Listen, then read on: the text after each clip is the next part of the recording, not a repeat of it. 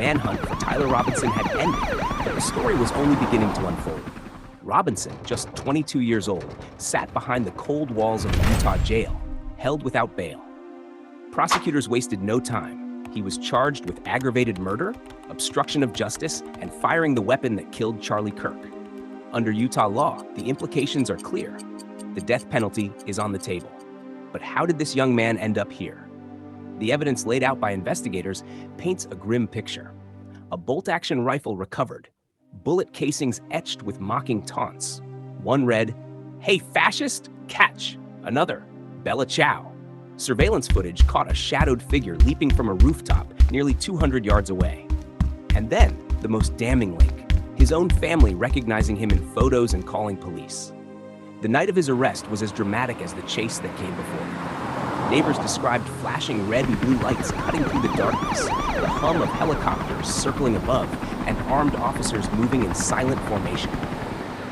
Robinson, cornered and out of options, was taken without a single shot fired. Witnesses say the street fell into a hush as he was led away in handcuffs, his once hidden identity now painfully exposed. But what makes this story heavier than most is the role his family played. His father, a man who once held his son in his arms as a newborn, was the one who picked up the phone and made the call that ended the manhunt.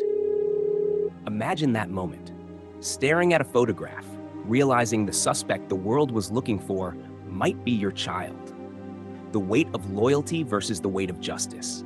Friends of the family said the father was quiet but resolute. He didn't run to shield his son from the law. He walked straight into the fire, knowing the world would soon know what he had done. That choice, to turn in your own blood, has sparked debate nationwide. Was it betrayal, or the truest act of responsibility a parent could make? Investigators added more layers to the case. They found boot prints at the scene that matched Robinson's shoes. They traced online messages where he hinted at owning a rifle, boasting in cryptic tones about what he might do. Alone, those signs seemed small, but together, they built a chilling narrative. A young man whose anger grew into action. And yet, there's a haunting contrast. Robinson had no prior criminal record, no history of violence. He wasn't a career criminal lurking in the shadows. He was, according to neighbors, polite, quiet, and easy to overlook. But those closest to him said they had noticed changes. He had become increasingly political, increasingly angry, increasingly detached. The kind of changes that don't happen overnight, but slowly, over years, until suddenly, the person you thought you knew is a stranger. Now he sits in jail, his fate hanging in the balance. Prosecutors prepare their case, evidence stacked on their desks, knowing the world will be watching every move. The state will argue for the harshest punishment. His defense will likely argue for mercy, perhaps painting him as a young man who lost his way rather than a cold-blooded killer. And beyond the courtroom, there's the nation itself. This case has become more than just a crime. It's a symbol, a reminder of how fragile the line is between disagreement and destruction. A reminder that political violence is not just a headline, but a real force shaping lives, families, and futures. Let's step back for a moment. Think about the father again. A man sitting in his living room, seeing his son's image on a grainy surveillance photo broadcast nationwide, realizing the posture, the clothes, the movement were familiar. The decision to dial those three numbers wasn't just an act of cooperation with the law. It was a choice to give up part of himself, to sacrifice the bond every parent feels in order to do what he believed was right. And here's where the story becomes even more complex. Some have praised the father, calling him courageous, a model of civic responsibility. Others whisper quietly, could they have done the same? Could you? It's a question that divides opinion, not because the law isn't clear, but because human hearts are not so easily divided. Meanwhile, investigators have begun piecing together Robinson's state of mind. Journal entries, online posts, late-night conversations that hinted at a young man disillusioned with the world around him. Angry at leaders, angry at systems, angry at what he believed America had become. To some, he was a troubled kid. To others, he was radicalized by the noise of endless rhetoric and conflict. But the courtroom won't try his ideology. It will try his actions. The rifle, the bullet, the life lost, and the weight of evidence against him grows heavier each day. Communities in Utah and across the country now watch closely. For some, Robinson is a warning of what unchecked anger can become. For others, he is a reminder of how families can be torn apart not just by crime, but by the responsibility of doing the right thing. And this is where the father's role takes on even more weight. Because when history remembers this case, it won't just remember the shooter. It will remember the man who turned him in. His silence could have allowed his son to vanish longer, maybe even strike again. But his choice put an end to the chase. So, what does the future hold? Legal experts predict a lengthy trial, with months of arguments, motions, and appeals. The defense may push for life imprisonment instead of the death penalty, citing Robinson's age and lack of prior crimes. Prosecutors will argue that the planning, the taunting messages, the deliberate act of firing at a public figure prove intent and demand the highest punishment allowed by law. And the public? They are left with haunting questions. Why? Why would a young man with no criminal history, with a family that loved him, take this path? Why does political violence keep finding its way into the heart of America? And perhaps the hardest question of all, what could have been done to stop it before it reached this point?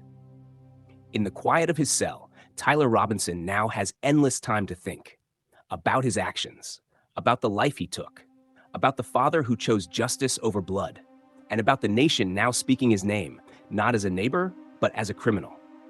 But outside those walls, families across the country are having their own conversations. Parents wonder how well they really know their children. Communities question whether anger has seeped too far into everyday life. Leaders debate how to balance safety with freedom, rhetoric with responsibility. This is why this case matters. It is not only the trial of one man, it is a mirror held up to a divided nation. A reminder of how fragile trust is and how easily it can be shattered when words turn into weapons. But even as the case moves forward, the psychological ripple effects continue. Mental health experts have stepped into the discussion, pointing out how isolation, radicalization, and unchecked anger can create the perfect storm in young adults.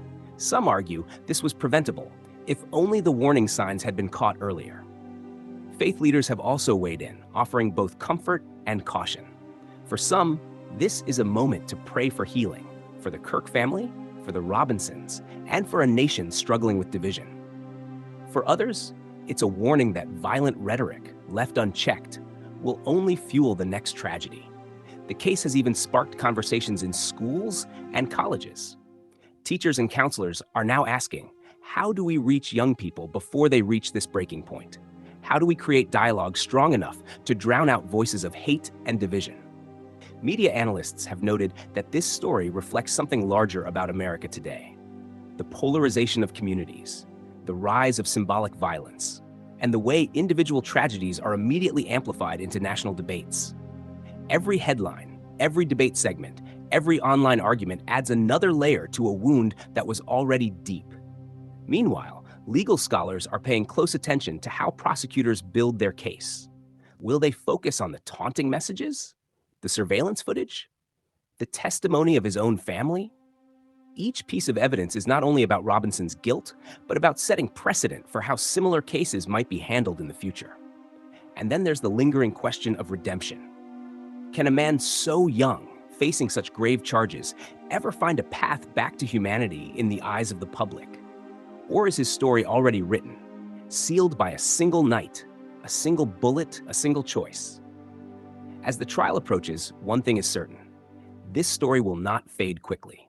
It will linger in courtrooms, in living rooms, and in classrooms. It will shape conversations about justice, loyalty, and the line between love and law. And it will remain a defining chapter in how America confronts its darkest impulses. And so, the nation waits. Court dates will come, verdicts will be delivered, sentences will be read. But long after the gavel falls, the story will remain. A son behind bars, a father forever changed, a community scarred. So let me end with this. If you were in his father's shoes, staring at the evidence and realizing it was your child, what would you have done? Would you have picked up the phone? Or would you have stayed silent? Drop your thoughts in the comments below, because this story is bigger than one man, one family, or even one crime. It's about choices, consequences, and the fragile line between love and justice. And don't forget to like, share, and subscribe. More real-time stories are on the way.